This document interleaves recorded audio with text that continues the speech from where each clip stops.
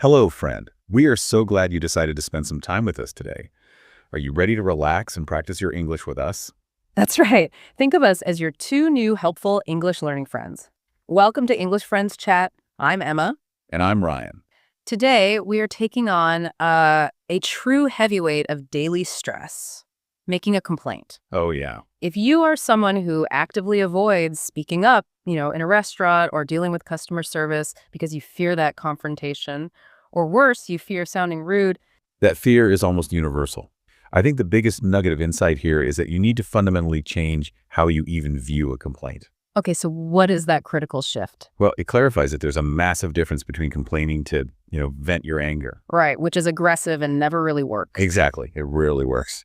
And complaining with the sole strategic objective of solving a problem. Yep. This deep dive is all about mastering that second type. Yeah. It's a vital life skill. We often feel like we're asking for too much when really we're just asking for the product or service we actually paid for. The golden rule. If you remember nothing else, remember this. Stay polite, calm, and clear. Now, I have to challenge that just a little bit. Doesn't being emotional, maybe raising your voice, sometimes get the immediate attention of a busy manager? It might get attention, sure, but it doesn't get cooperation. The biggest mistake is allowing emotion to take over. No. The moment you show frustration or, raise your voice, the person on the other end, who's likely just trying to do their job, they stop hearing the problem. They just hear the anger. They hear the anger and they start defending themselves. They mentally switch from being a helper to being an opponent. That's a powerful distinction. So your calmness is essentially a signal of confidence. You're signaling, I am here to solve this rationally and I expect you to help me. You've got it. If you walk up and say, this meal is awful and you ruined my night, that's an attack. But if you walk up and calmly state, there appears to be an error with my order, you stay in control.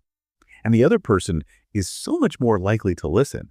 We call this adopting the mindset of the smart problem solver. Okay, so let's build that smart problem solver foundation. We're not just rushing in. A successful complaint starts well before the first word is even spoken. That's right. There are 3 steps of preparation. Step 1, know your goal. Before you approach anyone, you have to decide exactly what resolution you want. Like a refund, a replacement. Right, a refund, replacement, repair, an apology, or maybe just a correction on a bill. Why is this so non-negotiable? Because if a customer service rep asks, so what would you like me to do? And you pause and go, I don't know, something. You've signaled confusion. You've lost your footing. Clarity defines success. That makes perfect sense. Okay, step 2 is about arming yourself. Gather your evidence. Yes, this is the physical proof that backs up your claim. You have to eliminate all doubt. You never approach the counter or call the company without the proof. So if you're returning something defective. You have the product and the receipt. If you're disputing a charge, you have the bill right there, the account number. Evidence transforms a feeling into a fact. Never go into the fight empty-handed. Got it. And the final preparation step, which seems almost too simple, is maybe the most crucial for maintaining that golden rule. Step 3, take a deep breath. And I mean a real, conscious, physical deep breath. Not just a figure of speech. Not at all. This is the moment you transition from the emotional state of I'm frustrated to the strategic state of I am solving a problem. It lowers your heart rate. It resets your tone. It's your commitment to staying polite, calm, and clear. I love that. It's an actionable physical reset button. Okay, so we're prepared. We're calm. Let's move to the language, the magic toolbox of phrases. This is where we learn how to start a conversation, not a conflict. Our first tool is the polite opener. You absolutely cannot launch directly into the problem. So no marching up and demanding attention. What are the best ways to signal, I need help, but I respect your time? Excuse me. It's classic. It's fine.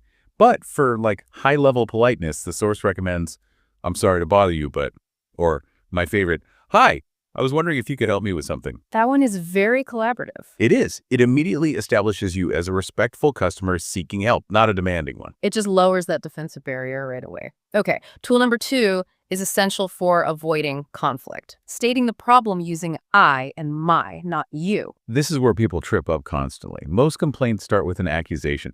You forgot the sauce, you overcharged me. Any you statement instantly puts the other person on the defensive. So we have to focus on the problem as it affects us. Yes. Let's run a quick comparison.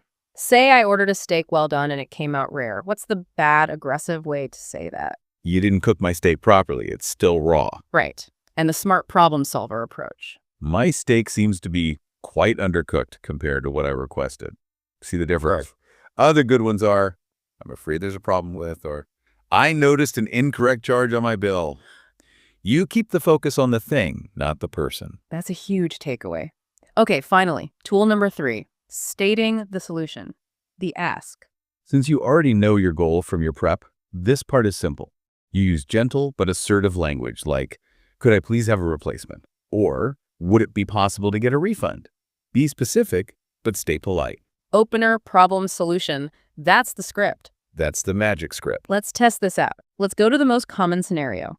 The restaurant. The soup is cold. You haven't even touched it. We need to complain immediately. Right, and you have to do it immediately. If you wait until you've eaten 90% of it, your complaint loses all legitimacy.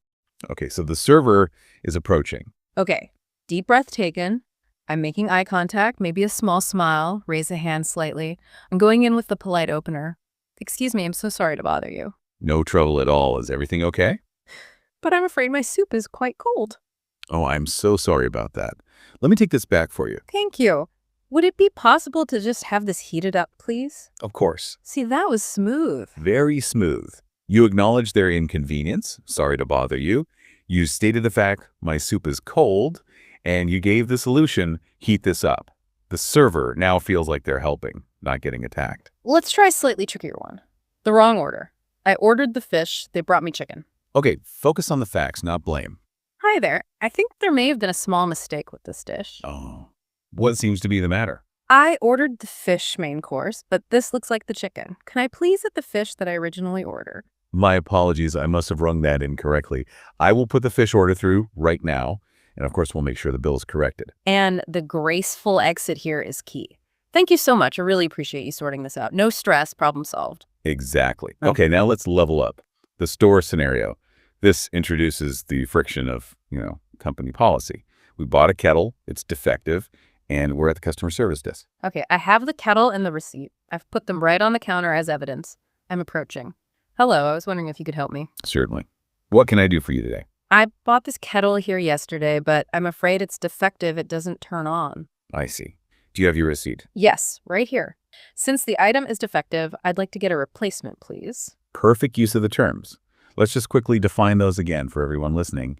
Refund is your money back. Right. Replacement or exchange means you get a new working item. You have to use those words clearly. Okay, but now for the tricky part. The store rep says no. They see the boxes open and say, I'm sorry, but our policy is we can't offer exchanges on items that have been opened. This is a classic deflection. You have to stay calm and use your evidence, the fact that it's defective, to counter their policy point about it being opened. Got it. Okay, here I go. Oh, I understand the policy regarding opened items. However, this isn't just opened. It is defective. It never worked at all. In this case, since it's faulty, I'd still like to request a replacement. And that's the key. By using defective and faulty, you move the conversation away from their standard return policy. You're talking about consumer rights for a product that was dead on arrival. You've used language to take control. All right, let's tackle what the source calls the boss level of complaining. The phone call, a billing error. Yeah, this is so frustrating because of the long waits and you're not face-to-face. If the store required 50% preparation, this is 100%. Before you dial, you need your account number, the bill, and a pen and paper. Why the pen and paper? You write down the name of the representative and the time you called. Every time. This preparation is your shield against that rising frustration. Okay, let's say there's a surprise charge on my phone bill. I've already waited 15 minutes on hold. Deep breath. I'm ready. Start with the opener and your info. Make it easy for them. Hello, my name is my name. I'm calling about my bill. Account number is number. Thank you. I see your account. How can I help? I'm calling because there seems to be a mistake on my bill for this month. I was charged $50 for a premium movie package, but I never ordered that. I only have the basic plan. I apologize for the inconvenience. Let me look into that for you. And now the solution, very clearly stated. Could you please remove that charge and correct my bill? That's the ideal scenario. Yeah. But what if they hit you with that dreaded line? I'm sorry, sir, but I don't have the authority to remove that charge. The friction point. This is where we use the secret weapon. And it's important to remember, asking that this isn't rude. It's just the next logical step. Exactly. You acknowledge their limit, then you escalate professionally. I understand you don't have the authority. In that case, can I please speak to a manager or a supervisor? That phrase is magic. It signals that you're not going to yell at them, but you're also not giving up. It's a polite, smart request for someone with the power to solve your problem. This has been a complete strategy session, really, from prep to execution. But the final step is just as crucial, the graceful exit. Absolutely. If you are successful, you must end positively. Always say something like, "Thank you so much for your help. I really appreciate it." This shows you were upset with the situation, not the person. And if, despite all your best efforts, you just hit a wall and decide the fight isn't worth it anymore, how do you disengage without sounding, defeated or angry? If you choose to stop, you conclude firmly but politely. "I understand your position, but I'm very disappointed. Thank you for your time." You maintain your dignity and control. So we've covered the golden rule, the prep, the language, the scripts, and even how to escalate. By internalizing this, you really do stop being a difficult customer and start becoming a confident, effective communicator who just expects what they paid for. It's transformative. Yeah. It truly makes the difference between just getting stressed out and actually getting a result. So we'll leave you with the question our source material poses. What situation makes you the most nervous about complaining? Is it the restaurant, the store, or tackling that boss level on the phone? Consider why that is and how preparing your 3-step script might make it completely different next time. That's it for today. If you enjoyed this video, make sure to like this video and subscribe our channel